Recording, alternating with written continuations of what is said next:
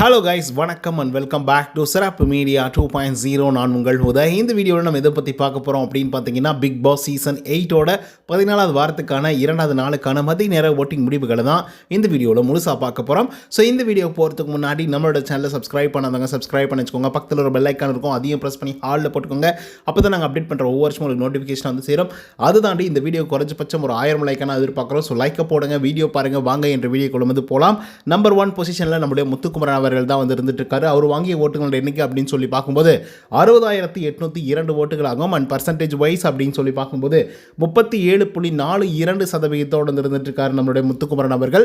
So இவரை பொறுத்தவரையிலும் ஒரு அட்டகாசமான ஒரு வாக்குகள் வந்து வாங்கிட்டு இருக்காரு அப்படின்னு வந்து சொல்லலாம். ஸோ மற்றவங்களை விட கம்பேரிட்டிவ்லி பார்க்கும்போது, சொல்லப்போனால் சௌந்தர்யாவோட கம்பேர் பண்ணி பார்க்கும்போது முத்துக்குமரன் 60,000 வாக்குகள், சௌந்தர்யா 30,000 வாக்குகள். ஸோ எவ்வளோ தூரம் வித்தியாசம் இருக்குது அப்படிங்கிறத உங்களால் புரிஞ்சிக்க முடியும் அப்படின்னு நான் நினைக்கிறேன். ஸோ அந்த அளவுக்கு வந்து பார்த்தீங்கன்னா பட்டையை கிளப்பிட்டு இருக்காரு நம்மளுடைய முத்துக்குமரன் அவர்கள். இரண்டாவதாக சௌந்தர்யா அவர்கள் வந்து இருந்துட்டு இருக்காங்க. அவங்க வாங்கிய ஓட்டுகளோட எண்ணிக்கை அப்படின்னு சொல்லி பார்க்கும்போது 30,886 ஓட்டுகளாகும். அண்ட் பர்சன்டேஜ் வைஸ் அப்படின்னு சொல்லி பார்க்கும்போது 19.01% இருந்துட்டு இருக்காங்க நம்மளுடைய சௌந்தர்யா அவர்கள். ஸோ இவங்களும் வந்து பார்த்தீங்க அப்படின்னா ஒரு நல்ல வாக்குகள் வந்து வாங்கிட்டு இருக்காங்க. பட் டஃப் ஃபைட் வந்து கொடுக்க மாட்டேங்கிறாங்களோ முத்துக்குமரன் கூட அப்படிங்கிற மாதிரி வந்து இருந்துட்டு இருக்கு. ஸோ என்னதான் நாங்கள் வந்து பிஆர் வச்சிருக்கேன் அப்படின்னு சொல்லி ஒத்துக்கிட்டாலும், அவங்க மேலே ஏகப்பட்ட அக்யூசேஷன் வந்து வைக்கப்பட்டிருந்தாலும் அவங்க நிலச்சி நின்று அதிகப்படியான வாக்குகளையும் வாங்கி செகண்ட் பொசிஷன் வந்து பிடிச்சிருக்காங்க. ஸோ அதனால் மிகப்பெரிய ஆட்ஸ் ஆஃப் வந்து சௌந்தர்யாவுக்கு.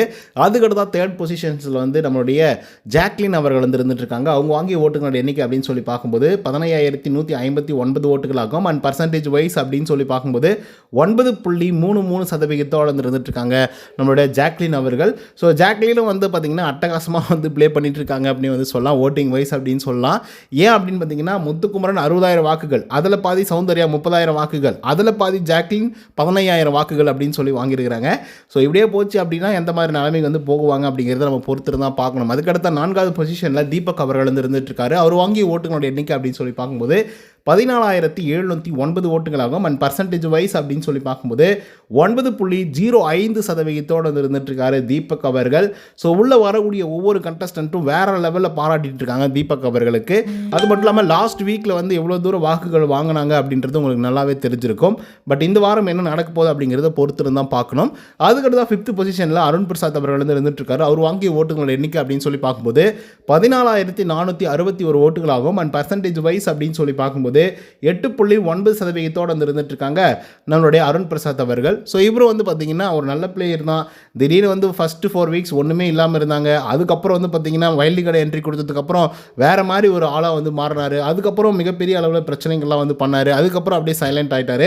ஸோ அதனால் அருண் பிரசாத்தோடைய கிராப் அப்படிங்கிறது மேலும் கீழமாக போயிட்டு இருந்ததுனால இப்போதைக்கு வந்து சரியாக வாக்குகள் வாங்காமல் மோசமான நிலைமையில் வந்து இருந்துட்டு இருக்காரு. அதுக்கடுத்து 6th பொசிஷனில் விஜய் விஷால். அவர் வாங்கிய ஓட்டுகளோட எண்ணிக்கை அப்படின்னு சொல்லி பார்க்கும்போது 13,238 ஓட்டுகளாகும். அண்ட் பர்சன்டேஜ் வைஸ் அப்படின்னு சொல்லி பார்க்கும்போது 8.15% வந்து இருந்துட்டு இருக்காரு நம்மளுடைய விஜய் விஷால் அவர்கள். ஸோ இவரை பொறுத்த வரலையும் வரக்கூடிய எல்லா ஆட்களும் வந்து இவரை தான் போட்டு போலான்னு வந்து பொழந்துட்டு இருக்காங்க. அது என்ன அப்படிங்கிறத பற்றி கொஞ்சம் லேட்டராக வந்து டிஸ்கஸ் பண்ணலாம். பட் இவர் இப்போதைக்கு வந்து டேன்சர் ஜோனில் வந்து இருந்துட்டு இருக்காரு. இப்படியே போச்சு அப்படின்னா எவிக்டாக வெளியே போகிறதுக்கும் வாய்ப்புகள் வந்து இருந்துட்டு இருக்கு. அதுக்கடுத்து 7வது பொசிஷனில் பவித்ரா. அவங்க வாங்கிய ஓட்டுகளோட எண்ணிக்கை அப்படின்னு சொல்லி பார்க்கும்போது 13,225 ஓட்டுகளாகும். அண்ட் பர்சன்டேஜ் வைஸ் அப்படின்னு சொல்லி பார்க்கும்போது 8.14% வந்து இருந்துட்டு இருக்காரு நம்முடைய பவித்ரா ஜனனி அவர்கள். ஸோ இவங்களை பொறுத்த வரலையும் ஒரு அட்டகாசமான ஒரு பிளேயர் தான். ஃபிசிக்கல் டாஸ்க்கை தவிர்த்து வேறு எதுவுமே பண்ண மாட்டேங்கிறாங்க அப்படின்னு சொல்லி நான் விமர்சனங்கள் வந்து பண்ணிட்டு இருந்தேன். அதே தான் வந்து பார்த்தீங்கன்னா ஒவ்வொரு கண்டஸ்டண்ட்டும் உள்ளே வரும்போதும், இட்ஸ் மீன்ஸ் எக்ஸ் கண்டஸ்டன்ட்லாம் உள்ளே வரும்போது அவங்களும் அதே தான் வந்து சொல்கிறாங்க. அதுவும் குறிப்பாக வந்து பார்த்தீங்க அப்படின்னா ரவீந்திரா அவர்கள், பவித்ரா நீ டாஸ்க்கை தவிர்த்து வேறு எதுவுமே இந்த வீட்டில் வந்து பண்ணலாமா, அது வேறு ஏதாச்சும் வந்து பண்ணிடுது அப்படின்னா you be a best and strong காம்படிட்டராக நீ வந்து இருந்திருப்ப. பட் நீ வெறும் ஃபிசிக்கல் டாஸ்கில் மட்டுமே கான்சன்ட்ரேட் பண்ணி பேசாமல் இருந்ததுனால கொஞ்சம் பார்த்து தான் வந்து இருக்க வேண்டியா வந்து இருக்க தவிர மற்றபடி ஒரு பிரச்சனையும் உன் மேலே இல்லை, குறையும் இல்லை அப்படின்னு சொல்லி ரவீந்திரா அவர்கள் வந்து சொல்லியிருப்பாங்க. அதுதான் வந்து பார்த்திங்கன்னா நம்மளோட ஒவ்வொரு வீடியோக்கள்லையும் பவித்ரா அவர்களுக்கு வந்து சொல்லிட்டு இருக்கோம்.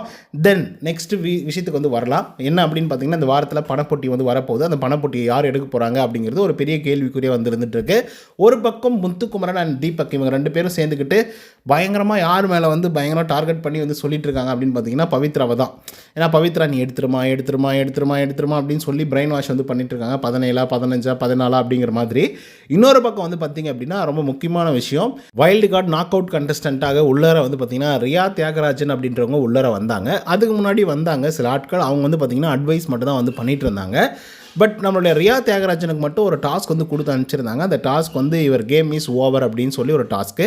யாரை வந்து எந்த கண்டஸ்டண்ட்டோடைய கேம் வந்து முடிஞ்சு போச்சு அப்படின்னு நினைக்கிறீங்களோ அவங்களுக்கு வந்து கொடுங்க அப்படிங்கிற மாதிரி சொல்லி அனுப்பிச்சிருப்பாங்க போல்.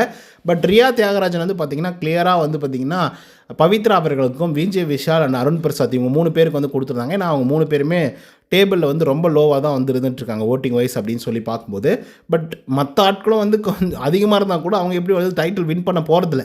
உங்களுடைய கேம் வந்து ஓவர் அப்படின்னு கூட வந்து மற்றவங்களுக்கு வந்து கொடுத்துருக்கலாம். பட் டேபிள்லேயே கடைசி 3 பொசிஷன் இருக்கிறது அருணும் விஜய் விஷால் அண்ட் பவித்ரா இவங்க 3 பேர் தான். ஸோ இவங்க 3 பேருக்கும் இவர் கேம் இஸ் ஓவர் அப்படின்னு சொல்லி கொடுக்குறாங்க அப்படின்னா it's maybe a intimation to take a money box அப்படின்னு நான் நினைக்கிறேன். ஏன்னா அந்த பணப்புட்டி எடுக்கிறதுக்கு இது ஒரு இன்டிமேஷனாக இருக்கும். இதை வந்து பண்ண சொல்லியிருப்பாங்க அப்படிங்கிற மாதிரி தான் எனக்கு வந்து தோணுது. ஏன்னா அந்த 3 பேருமே விஜய் டிவியோட ப்ராடக்ட். அதில் யார் எடுத்தாலையும் அவங்களுக்கு மிகப்பெரிய அளவில் நன்மை தான். ஸோ இந்த ஒரு கான்வர்சேஷன் மூலியமாகவும் இந்த டாஸ்க் மூலியமாகவும் ஒரு விஷயம் நமக்கு வந்து புரிய வருது. இந்த 3 பேருக்கு வந்து ஒரு வாய்ப்பு இருக்குது. தயவுசெய்து பணப்பொட்டியை தூக்கிட்டு எடுத்துகிட்டு போயிருங்கடா அப்படின்னு சொல்கிற மாதிரி வந்து இருந்துகிட்ருக்கேன். அண்டு 2வது விஷயம் என்ன அப்படின்னு பார்த்தீங்கன்னா முத்துக்குமரன் வந்து இருந்துகிட்ருக்கார் இல்லையா, அந்த மனுஷன் வந்து பார்த்திங்க அப்படின்னா ரியா தியாகராஜன் வெளியே போகும்போது ஒரு கோல்டு மெடல் வந்து கொடுத்துருப்பாப்புல. கோல்டு மெடல் கிடையாது, ஒரு மெடல் வந்து கொடுத்துருப்பாப்புல அவங்க போகும்போது. அந்த மெடலை வந்து பார்த்திங்க அப்படின்னா ரியா தியாகராஜன் மறுபடியும் உள்ளே வரும்போது கொண்டு வந்திருக்காங்க முத்து கொடுக்குறதுக்குன்னே. அது ஏன் எதுக்காக அப்படின்றதெல்லாம் நமக்கு வந்து தெரில. ஆனால் கொடுக்குறாங்க. சரிங்களா, இதாங்க நீங்கள் வந்து நான் போகும்போது கொடுத்தீங்க, அது வந்து உடஞ்சிருச்சு, இப்போ நான் வந்து உங்களுக்கு வந்து கொடுக்குறேன், ஸ்ட்ரே ஸ்ட்ராங்காக இருங்க, உங்களோட கேம் நல்லா இருக்குது, ஸோ கண்டினியூ பண்ணுங்கள், பி ஸ்ட்ராங் அப்படின்னு சொல்லி சொல்கிறாங்க. ஓகேங்களா, இப்போது இந்த டாஸ்க்கை வந்து நீங்கள் கம்பேரிட்டிவ்லி வந்து பார்க்கும்போது இந்த பக்கம் விஜய் விஷால், அருண் பிரசாத், பவித்ரா இவங்க 3 பேருக்கும் இவர் கேம் இஸ் ஓவர் அப்படின்னு சொல்லி டேக்லைன் கொடுக்குறாங்க, ஒரு அட்டை வந்து கொடுக்குறாங்க. அப்படின்னா இந்த 3 பேரில் யாராவது ஒரு ஆள் வந்து பணப்புட்டி எடுங்கடா அப்படின்னு அர்த்தம். அதே மாதிரி முத்துக்குமரனுக்கு வந்து ஒரு வேளை அந்த மைண்ட் வந்து டைவெர்ட் ஆகி வேறு எங்கேயாவது போகக்கூடாது அப்படின்றதுக்காக அவருக்கு வந்து இவர் வந்து சூப்பராக வந்து கிளியாரிட்டியோடு வந்து பார்த்திங்கன்னா உள்ளர வந்து ஒரு கோல்டு மெடல் எடுத்துகிட்டு வந்து கொடுக்குறாங்க. தயவு செய்து நீ மகுடம் சுடுறதுக்கு ரெடியாக இரு அப்படின்னு சொல்லாமல் சொல்கிற மாதிரி வந்து இருந்தது. அதுதான் என்னால் புரிஞ்சிக்க முடியுது. ஸோ இது வந்து ஒரு பெரிய உத்வேகமாக வந்து முத்துக்குமரனுக்கு இருக்கும் அப்படிங்கிறதுல மாற்று கருத்தே இல்லை. அதே மாதிரி ஒவ்வொரு கண்டஸ்டண்ட்டும் வந்தவங்க எல்லாருமே முத்துக்குமரனை பாராட்டி தான் வந்து தள்ளிட்டு இருக்காங்க. ஸ்ட்ராங்காக இருறா, நீ தாண்டா பார்த்துக்கலாம்டா அப்படின்ற மாதிரி வந்து சொல்லிட்டு இருக்காங்க. பார்ப்போம் இவர் என்ன மாதிரியான முடிவுகள் வந்து எடுப்பார் அப்படின்னு சொல்லி. ஏன் இப்படியெல்லாம் சொல்கிறீங்க, ஒருவேளை டவுட்டாக இருக்கா முத்துக்குமரன் அப்படி என்ன தான் பண்ணிட்டு போகிறான், இன்னும் ஒரு வாரம் தான் நான் வெயிட் பண்ணி அடுத்த வாரத்தில் வந்து டைட்டில் வின்னர் ஆக முடியாதா அப்படின்னு கேட்டிங்கன்னா அப்படிலாம் கிடையாது. நான் எதுக்காக சொல்கிறேன் அப்படின்னு பார்த்தீங்கன்னா சீசன் 3ல் கவின் அப்படிங்கிற ஒரு கேரக்டர் வந்து இருந்தாப்புல. இப்போ பயங்கர பெரிய ஸ்டார் அவர் ஆக்சுவலாக சினிமாவில். அந்த மனசு வந்து பார்த்திங்க அப்படின்னா கடைசி வரைக்கும் வருவார், அவர் தான் டைட்டிலே வின் பண்ண போகிறாரு அப்படிங்கிற மாதிரி ஒரு சிச்சுவேஷன் வந்து பார்த்திங்கன்னா நிலவிட்டு இருந்தது. டக்குன்னு வந்து பணப்பொட்டியை தூக்கிட்டு கிளம்பிட்டு போயிட்டே இருந்தார். எவ்வளோ தெரியுங்களா, அது கூட 5 லட்சம். ஒரே 5 லட்சத்தை வந்து எடுத்துகிட்டு போனாங்க. இவ்வளோக்கும் வந்து டைட்டில் வின்னர் ஆகக்கூடிய தகுதி எல்லாமே இருந்துச்சு. 14வது வாரம் பணப்பொட்டியை தூக்கிட்டு கிளம்பிட்டாப்புல மனுஷன். எனக்கு போதுண்டா, இதுவே போதுண்டா அப்படின்னு சொல்லிட்டு. புரிஞ்சுங்களா? ஸோ அந்த மாதிரி எது வேணால் நடக்கலாம். இப்போ 20 லட்சம் வரைக்கும் போகுது, யாருமே அதில் தொடவே இல்லை அப்படின்னா கண்டிப்பாக முத்துக்குமரன் எடுக்கிறதுக்கான வாய்ப்புகள் இருக்குது. ஏன்னா எண்ட் ஆஃப் தி டே அவருக்கு வந்து அவர் கேம் ப்ளே பண்ணுறோம், நம்ம கரெக்டாக தான் பண்ணிகிட்ருக்கோம் அப்படிங்கிறதெல்லாம் வந்து ஒரு பக்கம் மனசில் நம்பிக்கை இருந்தாலும் வெளியே என்ன நடக்குது அப்படிங்கிறது அவருக்கு தெரியாது. கரெக்டு தானே? மேபி உள்ளே போயிருக்கக்கூடிய இந்த எக்ஸ் கண்டஸ்டன்ட்லாம், டேய் தம்பி பணப்பொட்டியில் கிண்ணப்பொட்டியில் வந்து கையை வச்சிடாத, தயவுசெய்து வெயிட் பண்ணு, நீ தானே டைட்டில் வின்னர் அப்படின்னு சொல்லி ஏதாவது சைகையிலையோ இல்லை ஏதோ ஒரு விதத்துலையோ சொல்லிட்டாங்க அப்படின்னா முத்துக்குமரன் சேஃபாக இருந்துருவாப்புல. ஏன்னா முத்துக்குமரன் கொஞ்சம் அதாவது நிதானமாக பொறுமையாக முடிவு எடுக்கக்கூடிய ஒரு ஆள் தான். ஆனால் சில நேரங்களில் சடனாக டக்குன்னு ஒரு முடிவு எடுக்கக்கூடிய ஒரு ஆள் தான் முத்துக்குமரன். ஸோ அதனால் வந்து பார்த்திங்க அப்படின்னா யாரையும் நம்மளால் வந்து நம்ப முடியாது, யார் எந்த மாதிரியான டெசிஷன்ஸ் வந்து எடுக்கிறாங்க அப்படின்னு சொல்லி. இப்போ லாஸ்ட் வீக்கில் ராணுவ போவார் அப்படின்னு சொல்லி நீங்கள் எதிர்பார்த்தீங்களா? ஆனால் போனார்ல. அந்த மாதிரி ஏதாவது நடக்காமல் அதை வந்து நிகழ்த்தியே தீர்வாங்க. விஜய் டிவி ஒரு வேளை முடிவு பண்ணிட்டாங்க அப்படின்னா இவனை போர்ட்ரேட் பண்ணி கெட்டவனை காட்டணும் அப்படிங்கிற ஒரு முடிவில் இருந்தாங்க அப்படின்னா அந்த மாதிரி பண்ணிவிடுவாங்க. அதுதான் பிக் பாஸ். ஓகேங்களா? நமக்கு வந்து காட்டப்படக்கூடிய விஷயங்களை மட்டும்தான் நம்ம வந்து பார்த்துட்ருக்கோம். 24/7 பார்த்தாலும் கூட இப்போ அந்த வீட்டுக்குள்ளே 8 பேர் இருக்காங்கன்னு வச்சுக்கோங்க. 8 பேரும் வேறு ஆங்கிளில் வந்து இருக்காங்க, வேறு இடத்துல வந்து இருந்துகிட்ருக்காங்க. அந்த கான்வர்சேஷன் வேறு மாதிரி பில்டப் ஆகுது. சொல்லப்போனால் 24/7 அப்படிங்கிறது ஆக்சுவலாக வந்து போய் தான். ஏன் அப்படின்னா 8 × 24 × 7 அப்படி வேணால் போட்டிங்கன்னா ஒரு பெரிய கால்குலேஷன் வரும். அதுலேருந்து ஷார்ட் பண்ணி 24/7 வந்து போடுறாங்க. சரிங்களா? அது நல்லா புரிஞ்சுக்கோங்க. ஸோ அதனால் வந்து பார்த்திங்கன்னா நமக்கு எல்லாமே காட்டப்படுது அப்படின்றத மட்டும் நினச்சிக்காதுங்க. நிறைய விஷயம் காட்டப்படாமல் இருக்குது. அந்த பக்கம் என்ன இருக்குது அப்படின்றது தெரியாமலே நம்ம வந்து டிசைடும் பண்ணிட முடியாது.